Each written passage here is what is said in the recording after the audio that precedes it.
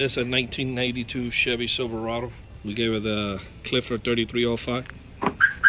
Unlocks your doors. Ironically, the locks are still working on this truck. I'm gonna go ahead and lock the doors. Locks the doors. It's come with a blue light and right there in the corner of the windshield. If somebody bangs in the glass, they already tried breaking in. They busted out the keyhole there. You don't even see the keyhole there. Alarm will fire off.